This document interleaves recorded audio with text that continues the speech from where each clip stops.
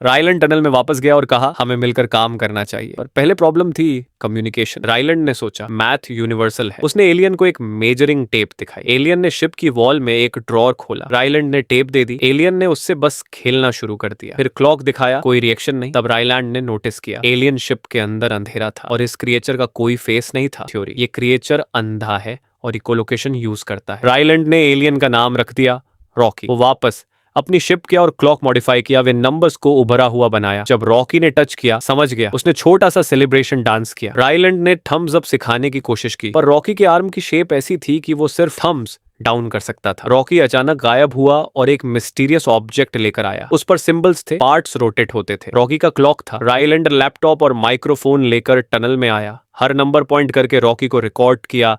घंटों तक वो यही करता रहा। ऑब्जेक्ट्स दिखाना, रॉकी के रिस्पॉन्स रिकॉर्ड करना। धीरे धीरे एक एलियन लैंग्वेज ट्रांसलेटर बन रहा था। रॉकी की शिप का मटेरियल कुछ अजीब था, अननोन। रायलैंड ने उसका नाम रख दिया जेनोनाइट।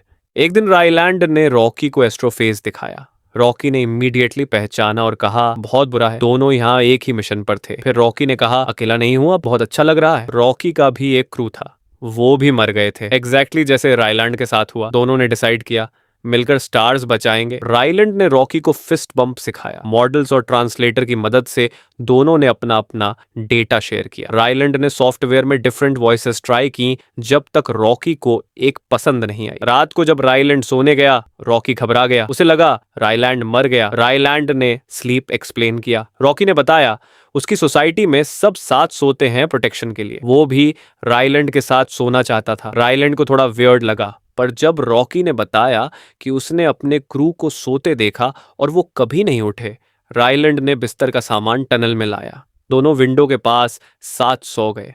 फ्लैशबैक, ईवा ने रायलैंड को मिशन के तीनों एस्ट्रोनॉट्स से मिलवाया था। उन्होंने रिक्वेस्ट की थी कोई ऐसा सिस्टम चाहिए जिससे मिशन खत्म होने के बाद वो खुद को डिलीट कर सके। भूख से मरना बहुत लंबा प्रोसेस था। रायलैंड ने दिखाया था कि एस्ट्रोफेज पावर्ड इंजन कितना पावरफुल था। उसने 1 टन मेटल सेकंड्स में मेल्ट कर दी थी। प्रेजेंट में रायलैंड अपनी कंफ्यूजिंग मेमोरीज से जूझ रहा था कि अचानक एक आवाज आई। डोर खोला। रॉकी अपनी शिप से आ गया था, एक छोटे प्रेशराइज्ड बबल में, उसका पर्सनल स्पेस सूट। रॉकी ने पूरी शिप घूमी, ह्यूमन टेक्नोलॉजी को एडमायर किया और रायलैंड को मेसी रहने के लिए डांटा। रायलैंड ने कहा अपनी अपनी शिप्स में काम करते हैं। रॉकी ने नहीं सुना, उसे यहीं अपना रूम चाहिए था। रॉकी बॉसी था, उसे खाते देखना बेहद नेस्टी एक्सपीरियंस था और उसकी हियरिंग और वॉल सीइंग एबिलिटी की वजह से रायलैंड की कोई प्राइवेसी नहीं थी। दोनों की टेक्नोलॉजी डिस्कस करते हुए रायलैंड ने रियलाइज किया इन एलियंस को रेडिएशन के बारे में पता ही नहीं। उसने एक्सप्लेन किया रेडिएशन ने रॉकी के क्रू को मारा था। रॉकी बचा क्योंकि उसका वर्कशॉप एस्ट्रोफेज के पास था, जिसने उसे प्रोटेक्ट किया। प्लान बना, एस्ट्रोफेज के सैंपल्स चाहिए। रायलैंड ने शिप नियरेस्ट प्लैनेट की तरफ भेजी। 11 दिन का सफर। इस दौरान रायलैंड ने रॉकी को अर्थ की रिकॉर्डिंग्स दिखाई। रॉकी ने बताया उसे अपने मेट की याद आ रही है, 186 साल से साथ हैं वो। फ्लैशबैक, रायलैंड टीम के साथ शिप के बारे में था। अनकंफर्टेबल फील हो रहा था, चला गया। ईवा मिली। रायलैंड ने कहा सब इतने खुश कैसे हैं जबकि मरने जा रहे हैं। ईवा ने कहा यही कामरेडरी है, इसी से एस्ट्रोनॉट्स अपना काम कर पाते हैं। दोनों वापस बाहर गए। ईवा ने कराओके भी किया।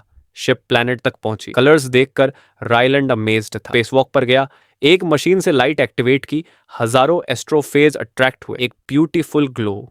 दोनों ने प्लैनेट का नाम रखा एट्रियन। सैंपल्स टेस्ट किए तो शौक लगा, उतना ही एस्ट्रोफेज प्लैनेट पर आता है जितना जाता है। रिप्रोड्यूस करने आते हैं तो छोड़ते क्यों नहीं। दूसरे टेस्ट में पता चला एस्ट्रोफेज में बैक्टीरिया मिक्स्ड हैं, एट्रियन पर लाइफ है। रॉकी ने रियलाइज किया कोई क्रिएचर एस्ट्रोफेज को प्रीडेटर की तरह खा रहा है। इससे एस्ट्रोफेज इतना पावरफुल नहीं बन पाता कि सन को मार सके। प्लान, इन प्रीडेटर्स को पकड़कर अपने अपने प्लैनेट्स पर ले जाओ, सन बच जाएगा। ये बैक्टीरिया शायद क्लाउड्स में है जहां एस्ट्रोफेज रिप्रोड्यूस करता है, पर शिप एटमॉस्फेयर में एंटर नहीं कर सकती। रॉकी ने कहा मैं एक चेन बना सकता हूं जो क्लाउड्स तक पहुंचे। रायलैंड ने कहा फिशिंग की तरह। रायलैंड ने प्रैक्टिस शुरू की। वो एक्सपीरियंस्ड पायलट नहीं था, सब इम्प्रोवाइज कर रहा था। प्रैक्टिस के दौरान रॉकी अर्थ के लिए वीडियोस रिकॉर्ड करने लगा। उसे लगा लाइव ब्रॉडकास्ट हो रही है। रायलैंड ने एक्सप्लेन किया प्रो बाद में भेजेंगे सब फाइंडिंग्स के साथ। रॉकी ने कहा तुम खुद क्यों नहीं बताते वापस जाकर। रायलैंड ने कहा मैं यहीं मरूंगा। रॉकी ने रिफ्यूज किया मानने से, कहा मैं तुम्हें अपना फ्यूल दूंगा, मेरा सफर स्लो हो जाएगा पर दोनों जिएंगे। रायलैंड रो पड़ा और रॉकी के बबल को हक किया। फ्लैशबैक, मिशन से 3 दिन पहले रायलैंड और ईवा बात कर रहे थे। अचानक लैब में एक्सप्लोजन, पूरी बिल्डिंग आग में।